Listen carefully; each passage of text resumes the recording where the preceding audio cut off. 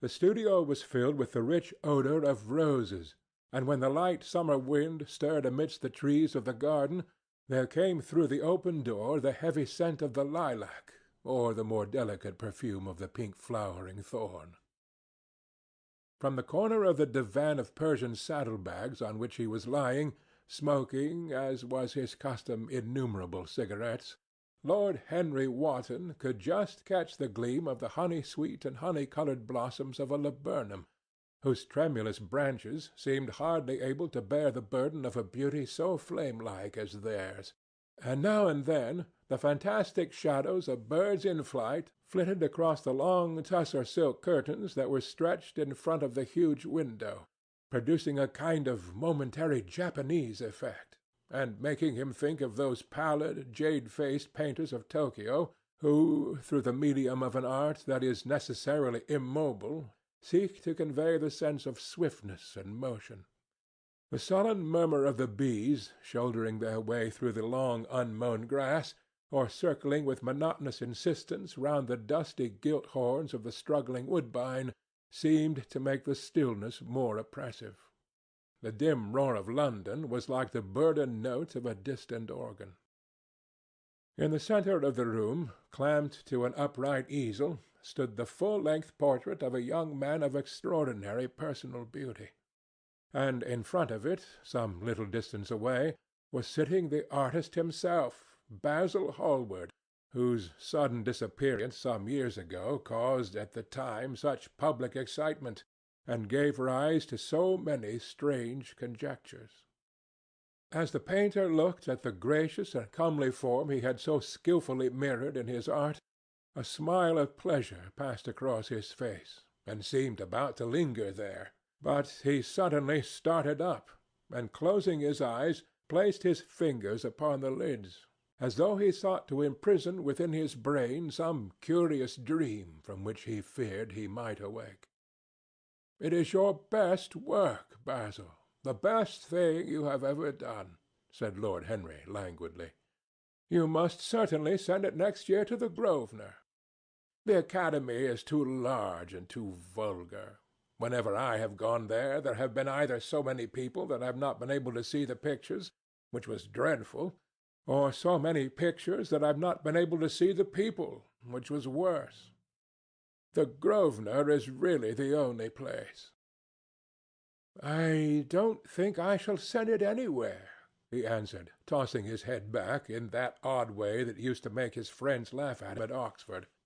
"No, I won't send it anywhere." Lord Henry elevated his eyebrows and looked at him in amazement through the thin blue wreaths of smoke that curled up in such fanciful whorls from his heavy opium-tainted cigarette. "Not send it anywhere? My dear fellow, why? Have you any reason? What odd chaps you painters are! You do anything in the world to gain a reputation. As soon as you have one, you seem to want to throw it away. It is silly of you, for there is only one thing in the world worse than being talked about, and that is not being talked about. A portrait like this would set you far above all the young men in England, and make the old men quite jealous, if old men are ever capable of any emotion." "I know you will laugh at me," he replied, "but I really can't exhibit it. I have put too much of myself into it." Lord Henry stretched himself out on the divan and laughed. "Yes, I knew you would, but it is quite true all the same. Too much of yourself in it? Upon my word, Basil, I didn't know you were so vain. And I really can't see any resemblance between you, with your rugged, strong face and your coal-black hair, and this young Adonis, who looks as if he were made out of ivory and rose-leaves. Why, my dear Basil, he is a Narcissus, and you, well, of course you have an intellectual expression and all that, but beauty, real beauty, ends where an intellectual expression begins. Intellect is in itself a mode of exaggeration, and destroys the harmony of any face.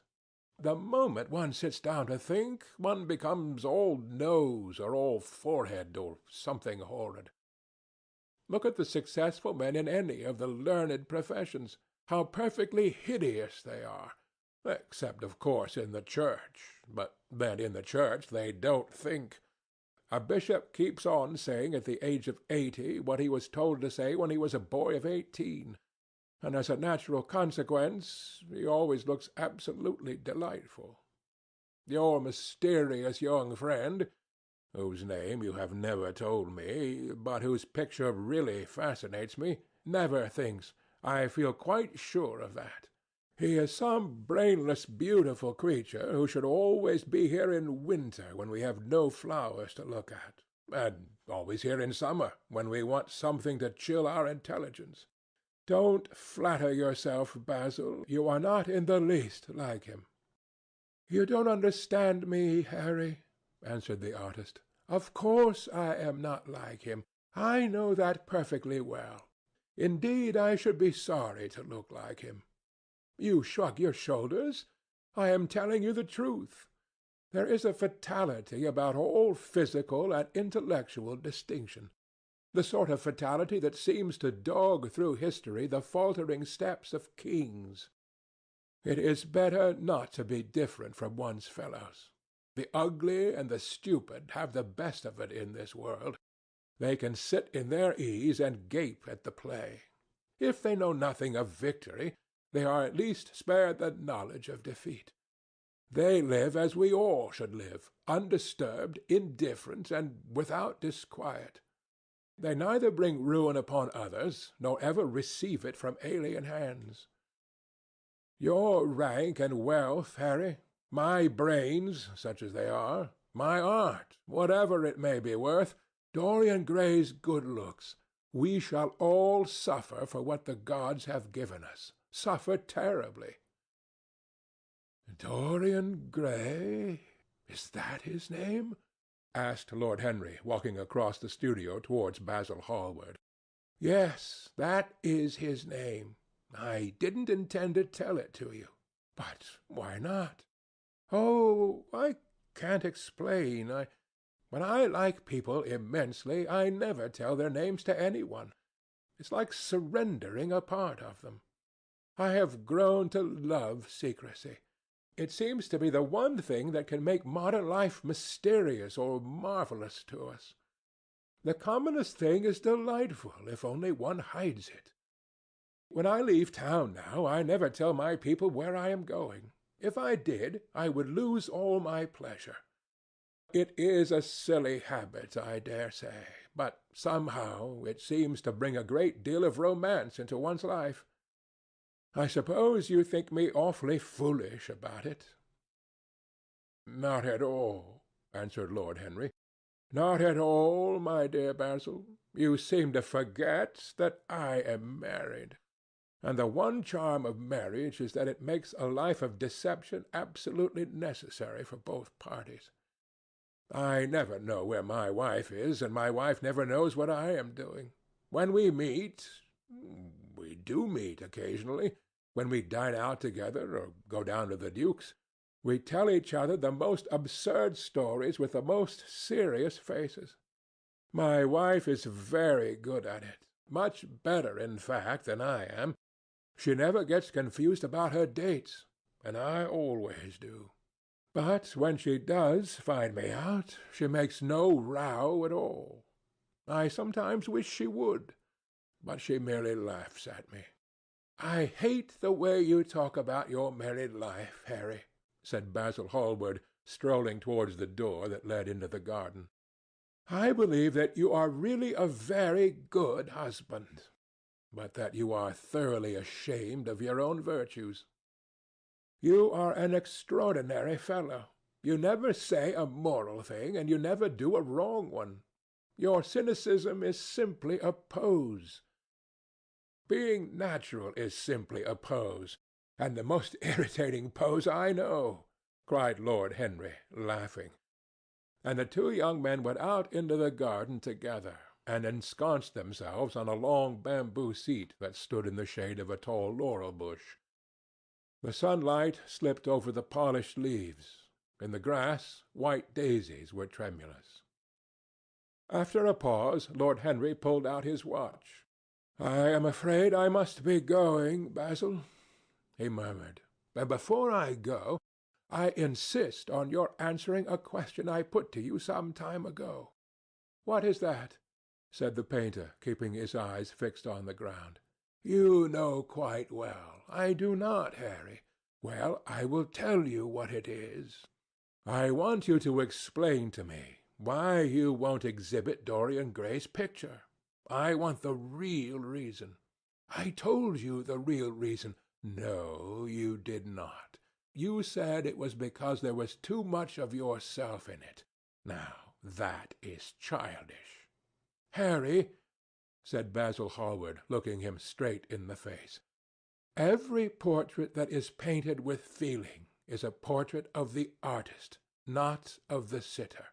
The sitter is merely the accident, the occasion. It is not he who is revealed by the painter. It is rather the painter who, on the coloured canvas, reveals himself. The reason I will not exhibit this picture is that I am afraid that I have shown in it the secret of my own soul." Lord Henry laughed. "And what is that?" he asked. "I will tell you," said Hallward, but an expression of perplexity came over his face. "I am all expectation, Basil," continued his companion, glancing at him. "Oh, there is really very little to tell, Harry," answered the painter, "and I am afraid you will hardly understand it. Perhaps you will hardly believe it." Lord Henry smiled, and leaning down, plucked a pink-petalled daisy from the grass and examined it. "I am quite sure I shall understand it," he replied, gazing intently at the little golden white-feathered disk. "And as for believing things, I can believe anything, provided that it is quite incredible." The wind shook some blossoms from the trees, and heavy lilac blooms, with their clustering stars, moved to and fro in the languid air. A grasshopper began to chirrup by the wall, and, like a blue thread, a long, thin dragon-fly floated past on its brown gauze wings. Lord Henry felt as if he could hear Basil Hallward's heart beating, and wondered what was coming. "The story is simply this," said the painter after some time. 2 months ago I went to a crush at Lady Brandon's. You know, we poor artists have to show ourselves in society from time to time, just to remind the public that we are not savages. With an evening coat and a white tie, as you told me once, anybody, even a stockbroker, can gain a reputation for being civilized. Well, after I had been in the room about 10 minutes, talking to huge overdressed dowagers and tedious academicians, I suddenly became conscious that someone was looking at me. I turned halfway round and saw Dorian Gray for the first time. When our eyes met, I felt that I was growing pale. A curious sensation of terror came over me.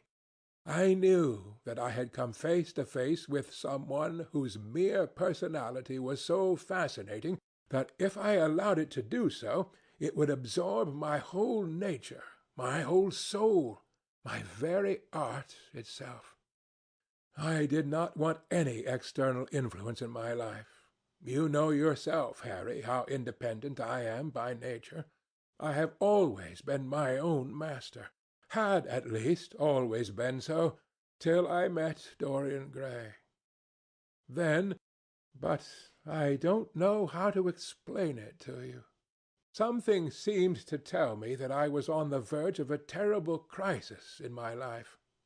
I had a strange feeling that fate had in store for me exquisite joys and exquisite sorrows. I grew afraid and turned to quit the room. It was not conscience that made me do so. It was a sort of cowardice. I take no credit to myself for trying to escape. Conscience and cowardice are really the same things, Basil. Conscience is the trade name of the firm. That is all. I don't believe that, Harry, and I don't believe you do either. However, whatever was my motive, and it may have been pride, for I used to be very proud, I certainly struggled to the door. There, of course, I stumbled against Lady Brandon. "You are not going to run away so soon, Mr. Hallward?" she screamed out. You know her curiously shrill voice. "Yes, she is a peacock in everything but beauty," said Lord Henry, pulling the daisy to bits with his long nervous fingers. "I could not get rid of her. She brought me up to royalties, and people with stars and garters, and elderly ladies with gigantic tiaras and parrot noses. She spoke of me as her dearest friend. I had only met her once before, but she took it into her head to lionize me. I believe some picture of mine had made a great success at the time, at least had been chattered about in the penny newspapers, which is the 19th century standard of immortality. Suddenly I found myself face to face with the young man whose personality had so strangely stirred me. We were quite close, almost touching. Our eyes met again. It was reckless of me, but I asked Lady Brandon to introduce me to him. Perhaps it was not so reckless after all. It was simply inevitable. We would have spoken to each other without any introduction. I am sure of it. Dorian told me so afterwards. He, too, felt that we were destined to know each other. "And how did Lady Brandon describe this wonderful young man?" asked his companion. "I know she goes in for giving a rapid précis of all her guests. I remember her bringing me up to a truculent and red-faced old gentleman covered all over with orders and ribbons, and hissing into my ear, in a tragic whisper which must have been perfectly audible to everybody in the room, the most astounding details. I simply fled. I like to find out people for myself. But Lady Brandon treats her guests exactly as an auctioneer treats his goods. She either explains them entirely away, or tells one everything about them except what one wants to know." "Poor Lady Brandon! You are hard on her, Harry," said Hallward listlessly. "My dear fellow, she tried to found a salon and only succeeded in opening a restaurant. How could I admire her? But tell me, what did she say about Mr. Dorian Gray?" "Oh, something like, 'Charming boy. Poor dear mother and I absolutely inseparable. Quite forget what he does. Afraid he doesn't do anything. Oh, yes, plays the piano. Or is it the violin, dear Mr. Gray?' Neither of us could help laughing, and we became friends at once." "Laughter is not at all a bad beginning for a friendship, and it is far the best ending for one," said the young lord, plucking another daisy. Hallward shook his head. "You don't understand what friendship is, Harry," he murmured, "or what enmity is, for that matter. You like everyone. That is to say, you are indifferent to everyone." "How horribly unjust of you!" cried Lord Henry, tilting his hat back and looking up at the little clouds that, like ravelled skeins of glossy white silk, were drifting across the hollowed turquoise of the summer sky. "Yes, horribly unjust of you. I make a great difference between people. I choose my friends for their good looks, my acquaintances for their good characters, and my enemies for their good intellects. A man cannot be too careful in the choice of his enemies. I have not got one who is a fool. They are all men of some intellectual power, and consequently they all appreciate me. Is that very vain of me? I think it is rather vain." "I should think it was, Harry. But according to your category I must be merely an acquaintance. My dear Basil, you are much more than an acquaintance." and much less of a friend. A sort of brother, I suppose." "Oh, brothers! I don't care for brothers. My elder brother won't die, and my younger brothers seem never to do anything else." "Harry!" exclaimed Hallward, frowning. "My dear fellow, I am not quite serious, but I can't help detesting my relations. I suppose it comes from the fact that none of us can stand other people having the same faults as ourselves. I quite sympathize with the rage of the English democracy against what they call the vices of the upper orders. The masses feel that drunkenness, stupidity, and immorality should be their own special property, and if any one of us makes an ass of himself, he is poaching on their preserves. When poor Southwark got into the divorce court, their indignation was quite magnificent. And yet I don't suppose that 10% of the proletariat live correctly. I don't agree with a single word that you have said, and what is more, Harry, I feel sure you don't either." Lord Henry stroked his pointed brown beard and tapped the toe of his patent-leather boot with a tasselled ebony cane. "How English you are, Basil! That is the second time you have made that observation. If one puts forth an idea to a true Englishman, always a rash thing to do, he never dreams of considering whether the idea is right or wrong. The only thing he considers of any importance is whether one believes it oneself. Now, the value of an idea has nothing whatsoever to do with the sincerity of the man who expresses it. Indeed, the probabilities are that the more insincere the man is, the more purely intellectual will the idea be, as in that case it will not be coloured by either his wants, his desires, or his prejudices. However, I don't propose to discuss politics, sociology, or metaphysics with you. I like persons better than principles, and I like persons with no principles better than anything else in the world. Tell me more about Mr. Dorian Gray. How often do you see him?" "Every day. I couldn't be happy if I didn't see him every day. He is absolutely necessary to me." "How extraordinary!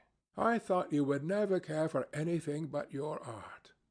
"He is all my art to me now," said the painter gravely.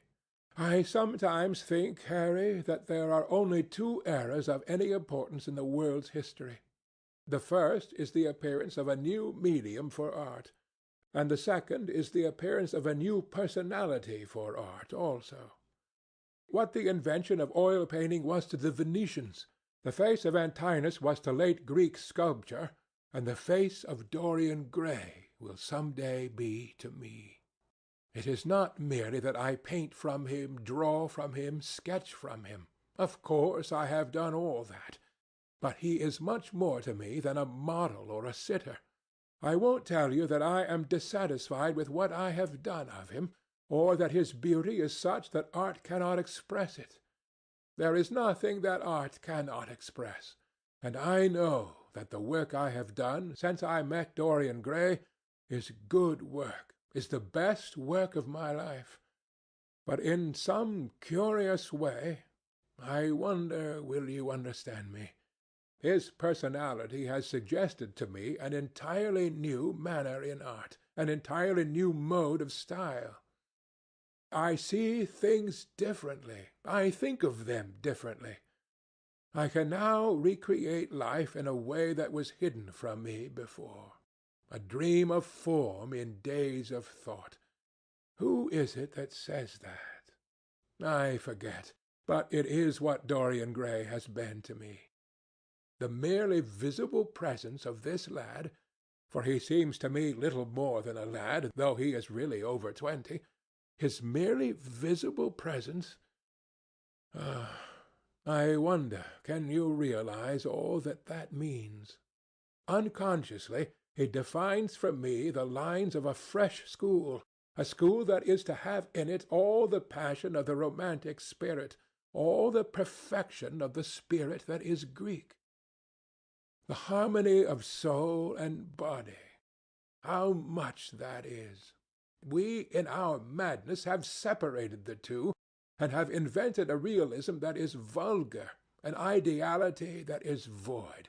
Harry, if you only knew what Dorian Gray is to me! You remember that landscape of mine, for which Agnew offered me such a huge price, but which I would not part with? It is one of the best things I've ever done. And why is it so? Because, while I was painting it, Dorian Gray sat beside me. Some subtle influence passed from him to me, and for the first time in my life I saw in the plain woodland the wonder I had always looked for and always missed. Basil, this is extraordinary. I must see Dorian Gray. Hallward got up from the seat and walked up and down the garden. After some time he came back. "Harry," he said, "Dorian Gray is to me simply a motive in art. You might see nothing in him. I see everything in him. He is never more present in my work than when no image of him is there. He is a suggestion, as I have said, of a new manner. I find him in the curves of certain lines, in the loveliness and subtleties of certain colours. That is all." "Then why won't you exhibit his portrait?" asked Lord Henry. "Because, without intending it, I have put into it some expression of all this curious artistic idolatry, of which, of course, I have never cared to speak to him. He knows nothing about it. He shall never know anything about it. But the world might guess it, and I will not bare my soul to their shallow prying eyes. My heart shall never be put under their microscope. There is too much of myself in the thing, Harry, too much of myself. Poets are not so scrupulous as you are. They know how useful passion is for publication. Nowadays a broken heart will run to many editions." "I hate them for it," cried Hallward. "An artist should create beautiful things, but should put nothing of his own life into them. We live in an age when men treat art as if it were meant to be a form of autobiography. We have lost the abstract sense of beauty. Some day I will show the world what it is, and for that reason the world shall never see my portrait of Dorian Gray. I think you are wrong, Basil, but I won't argue with you. It is only the intellectually lost who ever argue. Tell me, is Dorian Gray very fond of you?" The painter considered for a few moments. "He likes me," he answered after a pause. "I know he likes me. Of course, I flatter him dreadfully. I find a strange pleasure in saying things to him that I know I shall be sorry for having said. As a rule, he is charming to me, and we sit in the studio and talk of 1,000 things. Now and then, however, he is horribly thoughtless, and seems to take a real delight in giving me pain. Then I feel, Harry, that I have given away my whole soul to someone who treats it as if it were a flower to put in his coat, a bit of decoration to charm his vanity, an ornament for a summer's day." "Days in summer, Basil, are apt to linger," murmured Lord Henry. "Perhaps you will tire sooner than he will. It is a sad thing to think of, but there is no doubt that genius lasts longer than beauty. That accounts for the fact that we all take such pains to overeducate ourselves. In the wild struggle for existence, we want to have something that endures, so we fill our minds with rubbish and facts in the silly hope of keeping our place. The thoroughly well-informed man, that is the modern ideal. And the mind of the thoroughly well-informed man is a dreadful thing. It is like a bric-a-brac shop, all monsters and dust, with everything priced above its proper value. I think you will tire first, all the same. Some day you will look at your friend, and he will seem to you to be a little out of drawing, or you won't like his tone of colour, or something. You will bitterly reproach him in your heart, and seriously think that he has behaved very badly to you. The next time he calls, you will be perfectly cold and indifferent. It will be a great pity, for it will alter you. What you have told me is quite a romance of art, one might call it, and the worst of having a romance of any kind is that it leaves one so unromantic. Harry, don't talk like that. As long as I live, the personality of Dorian Gray will dominate me. You can't feel what I feel. You change too often. Oh, my dear Basil, that is exactly why I can feel it. Those who are faithful only know the trivial side of love. It is the faithless who know love's tragedies. And Lord Henry struck a light on the dainty silver case and began to smoke a cigarette with a self-conscious and satisfied air, as if he had summed up the world in a phrase. There was a rustle of chirruping sparrows in the green lacquer leaves of the ivy, and the blue cloud-shadows chased themselves across the grass like swallows. How pleasant it was in the garden, and how delightful other people's emotions were! Much more delightful than their ideas, it seemed to him. One's own soul and the passions of one's friends, those were the fascinating things in life. He pictured to himself, with silent amusement, the tedious luncheon that he had missed by staying so long with Basil Hallward. Had he gone to his aunt's, he would have been sure to have met Lord Goodbody there, and the whole conversation would have been about the feeding of the poor and the necessity of model lodging-houses. Each class would have preached the importance of those virtues for whose exercise there was no necessity in their own lives. The rich would have spoken on the value of thrift, and the idle grown eloquent over the dignity of labour. It was charming to have escaped all that. As he thought of his aunt, an idea seemed to strike him. He turned to Hallward and said, "My dear fellow, I have just remembered." "Remembered what, Harry?" "Where I heard the name of Dorian Gray." "Where was it?" asked Hallward with a slight frown. "Don't look so angry, Basil. It was at my aunt, Lady Agatha's. She told me she had discovered a wonderful young man who was going to help her in the East End, and that his name was Dorian Gray.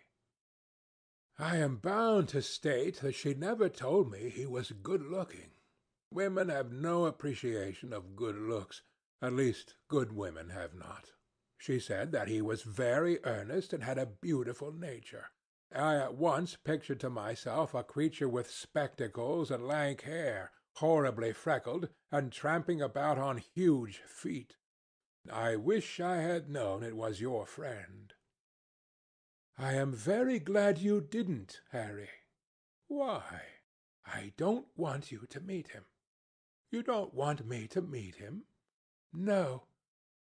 "Mr. Dorian Gray is in the studio, sir," said the butler, coming into the garden. "You must introduce me now," cried Lord Henry, laughing. The painter turned to his servant, who stood blinking in the sunlight. "Ask Mr. Gray to wait, Parker. I shall be in a few moments." The man bowed and went up the walk. Then he looked at Lord Henry. "Dorian Gray is my dearest friend," he said. "He has a simple and a beautiful nature. Your aunt was quite right in what she said of him. Don't spoil him. Don't try to influence him. Your influence would be bad. The world is wide and has many marvellous people in it. Don't take away from me the one person who gives to my art whatever charm it possesses. My life as an artist depends on him. Mind, Harry, I trust you." He spoke very slowly, and the words seemed wrung out of him, almost against his will. "What nonsense you talk," said Lord Henry, smiling; and taking Hallward by the arm, he almost led him into the house. Chapter 2